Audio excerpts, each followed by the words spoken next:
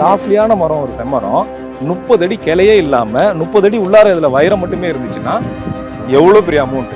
இந்த செம்மரம் பாத்தீங்கன்னா குறைஞ்சபட்சமே பாத்தீங்கன்னா ஒரு 8 to 10 அடி உயரத்துல இருக்குது. இதோட தடிமன் நான் சொன்னேன்ல, அந்த பெரிய மரத்துக்கான பட்டைகள் வரணும். அப்பதான் வந்து சீக்கிரம் வந்து அந்த வைரம் வந்து ஃபார்ம் ஆகும். நல்ல குவாலிட்டியான வைரமும் கிடைக்கும். கொஞ்சம் நேரத்துக்கு முன்னாடி பேசிட்டு இருந்தோம், வைரம்னா என்னன்னு காமிக்கிறேன் நீங்க சொன்னீங்க. ஆமா ஆமா. எங்க கூட்டிட்டு போய் காமிக்க? இல்ல, வைரம் வந்து உங்களுக்கு வந்து நம்ம கிட்ட பாத்தீங்கன்னா ஒரு 18 to 20 வருஷத்து மரம் இருக்கு நம்ம நர்சரியிலேயே.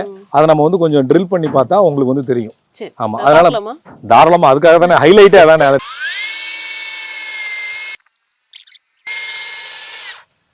ட்ரில்லே போட முடியல. அவ்வளவு ஹார்டா இருக்குல்ல. செம்மரம்ங்கிறது எனக்கு இப்பதான் தெரியுது. ஓப்பா பிசின் மாதிரி வருது போல. இல்ல, இது பிசின் வந்து இந்த கொஞ்ச நேரத்துல வந்து பிளட்டா மாறும். ஓ, பிளட்டா மாறுமா? என்ன சொல்றீங்க? பிளட் வரும். பிளட் வருமா செடிக்கா? வரும், மரத்துக்கே வரும். மரத்துக்கு? ஆமா, போடுங்க.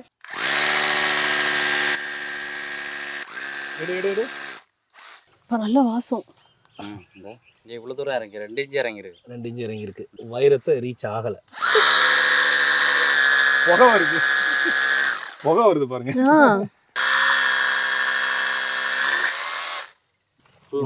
ஃபுல்லா வைரமா இருக்கு.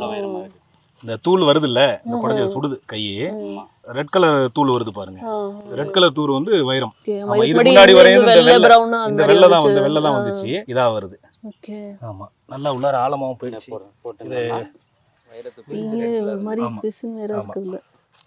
வைரம் வந்து குடஞ்சு இதாயிடுச்சு. ஆக்சுவலா என்னன்னா, இது வந்து 100% வந்து வைரம் ஃபார்ம் ஆகி வெட்டுற கண்டிஷன்ல கிடையாது. மரம் தான் பெருத்து இருக்கு. வைரம் வந்து இன்னும் ப்ராப்பரா வெட்டணும்னா இன்னும் ஒரு 5 வருஷம் ஆயிடும். வைரம் வந்து இப்போ வந்து கிட்டத்தட்ட ஒரு 80% வந்து ஃபார்ம் ஆயிருக்கு. இன்னும் நமக்கு வந்து இன்னும் ப்ராஃபிட்டபிளா வரும்னா இன்னும் 5 வருஷம் ஆகும். இந்த மரம் வந்து ஒரு 18 to 20 வருஷம் ஆகுது. இன்னும் ஒரு 3-4 வருஷம் கண்டிப்பா ஆனாதான் அந்த ஃபைனல் ஸ்டேஜுக்கு வரும். ஆமா, அதனாலதான் இந்த இது. இப்போ நீங்க நமக்கு வந்து இப்போ டைம் இல்ல, இதுல இன்னும் ஒரு 1/2 hour கழிச்சு பாத்தீங்கன்னா ஃபுல்லா பிளட்டா இருக்கும். நம்ம ஃபுல்லா பிளட் வந்துட்டு இருக்கு. நல்லா தெரியுது பாருங்க உங்களுக்கு. ஆமா, அந்த இதுதான் அது. இதுதான் இந்த அதிகமா பட்டை இருக்கிற மரமா? ஆமா, அதாவது பாத்தீங்கன்னா உங்களுக்கு வந்து பட்டை, இதை விட பட்டை இருக்கிற மரங்கள் நிறைய இருக்கு. ஏன் இவ்வளோ 200-250 மரத்துக்கு மத்தியில இந்த மரத்துக்கு அழைச்சிட்டு வந்தேன் அப்படி பாத்தீங்கன்னா, இந்த மரம் பாத்தீங்கன்னா இந்த 2 தென்னை மரம் இருக்கிறதுனால ஒரே ஸ்ட்ரைட்டா, மத்த மரம்லாம் வந்து சீக்கிரம் கிளைகள் வந்திருக்கு பாருங்களேன். ஒரு 12 அடி 15 அடி அதுல கிளைகள் வந்திருக்கு. இது கிளைகளே நாங்க அளந்து பார்த்துட்டோம். இது கிளைகளே இல்லாம பாத்தீங்கன்னா 30 அடிக்கு மேல போயிடுச்சு. இப்ப ஒரு செம்மரம் இருக்கிறதுலே நல்லா காஸ்ட்லியான மரம் ஒரு செம்மரம் 30 அடி கிளையே இல்லாம 30 அடி உள்ளார இதுல வைரம் மட்டுமே இருந்துச்சுன்னா எவ்வளவு பெரிய அமௌண்ட். இது கிட்டத்தட்ட பாத்தீங்கன்னா 10 அடியில கிளைகள் வருதுல நிறைய மரம், அதை விட 30 அடி கிளையே இல்லாம போகும்போது நீங்க 3 மரம் கொடுக்கிற ஈல்ட இது 1 மரம் கொடுத்துரும்.